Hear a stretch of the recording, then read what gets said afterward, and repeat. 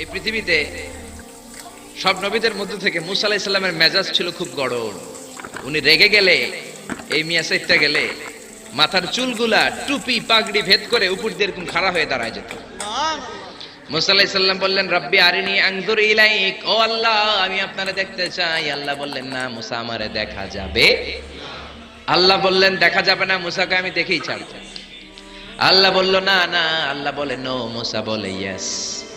আল্লাহ বলে নো, মুসা বলে ইয়েস। আল্লাহ কি বলে? মুসা কি বলে? আল্লাহ বলল নো, মুসা কয় ইয়েস। ভেজাল আছে না নাই? আল্লাহ বললেন, মুসা তিনবার নো বললাম, তুমি তিনবার ইয়েস বললা, তুমি তো ভেজাল লাগাই দিলা মুসা। মুসা আলাইহিস সালাম বললেন, ভেজাল টেজাল বুঝি না, আপনারে আমি দেই খাই সারুম। কারণ মুসা আলাইহিস সালাম আল্লাহর আওয়াজ শুনতেন। আপনি কি আল্লাহর আওয়াজ শুনেন? তো আপনার দেখার বাসনা কেমন আর মুসা আলাইহিস সালামের দেখার বাসনা কেমন তো একরকম নয়। উনি তো আল্লাহর আওয়াজটা শুনতেন। ওয়া কাল্লামাল্লাহু মুসা তাকলিমা, without any media, without any via. Allah সরাসরি মুসার সাথে কথা বলতেন। জোরে করে আল্লাহু আকবার।